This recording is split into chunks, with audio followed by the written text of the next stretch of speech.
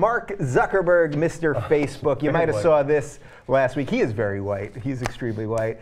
So he and two of his other billionaire co-founders of Facebook, you know how much they made on one day on Facebook last week? $4.5 billion. Yeah, $4.5 billion.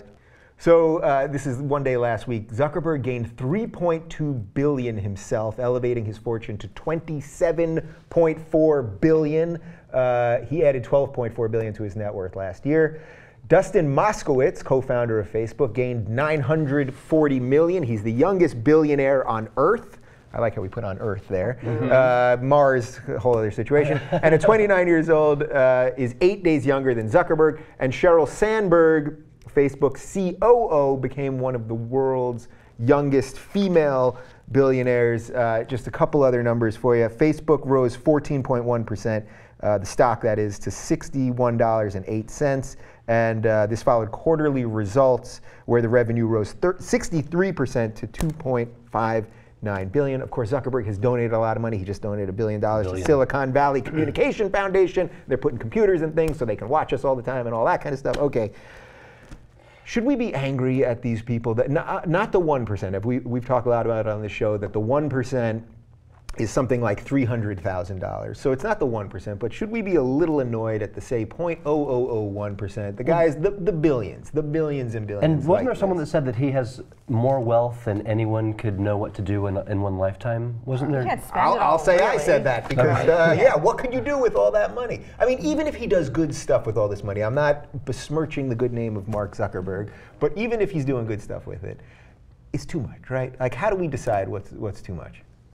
I don't know. Give me an answer. Answer well, the entire economic system right now. Like, oh, good God, we don't. I mean, people are able to make money. He wasn't some person. Look, you could say that he came from some sort of elite privilege. People can argue that just by saying that he was a white male attending an elite private school. He went to Harvard, da-da-da. But the thing is, look, he's a self-made person who had an incredible idea that he saw through from beginning to end, and then he got everybody in America, then everybody in the world on board, so he's being rewarded. And we can say, is the reward fair? Is a person who's trying to find a cure for cancer, or is someone teaching children, are they worth more than somebody who invented Facebook in this country and in this world? Yes, they are. Yeah. Everyone's on Facebook. It's something we all use. They've managed to mine all of our information and advertise to us, and they're doing a lot more things that are kind of creepy and weird in order to make this money. But that's kind of when you see that's when you see it get more involved. In order to go from something that makes millions and millions of dollars, you need to be invested into something that's kind of shifting the game or shifting people's perceptions or manipulating the people using your product, and that's where he's gone with it. So that's why he has all the money. So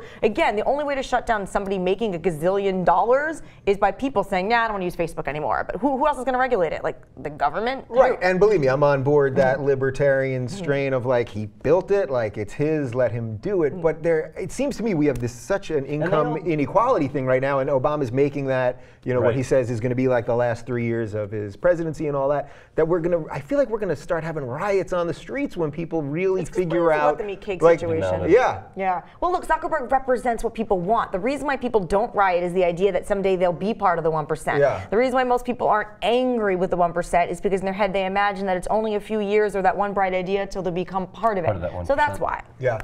Doesn't the Facebook thing have to burst? Because we've also talked about that a lot here, that there is definitely a fatigue with this. We all said it was going to burst when it went public, and now they're finding out all these new ways, because we're always on mobile now, and there's all these new ways of advertising, find out where you are and when you're there, and advertising specifically for you.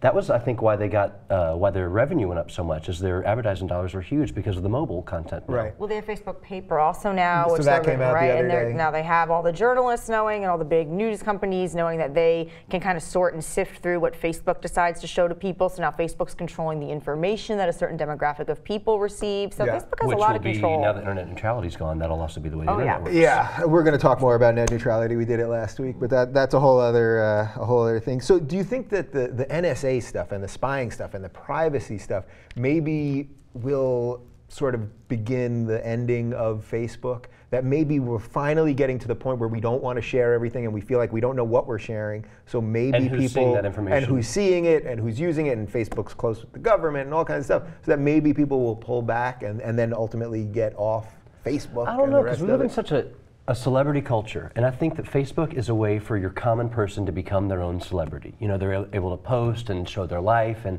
I think that the culture we live in kind of, I don't want to say dictates, but kind of feeds into that Facebook mentality and the Twitter mentality and the Instagram mentality of look at me, look where I am, as opposed, you know, and advertisers will always find that if our eyes are there, advertisers will go where the eyes are. Yeah. Remember that film, that independent film, A Day Without a Mexican? I think it was, or A Day Without Mexicans. Somebody made this great film where they were like, what if all the illegal immigrants and Mexicans doing that work just disappeared from Earth? Well, who would people rely on? Would it be like the apocalypse in California and other states that rely on it? I feel like they should do a movie like, you know, A Day Without Facebook, and just watch everyone logs off of Facebook and see if the world just crumbles. I'm serious. I don't mean it in a joking way. Everyone wants to leave. That's why I love her.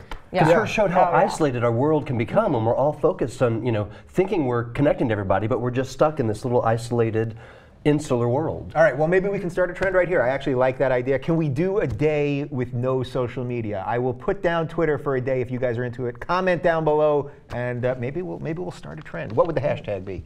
No social media. I don't know. That is so wordy. God, she's good. You should be in advertising.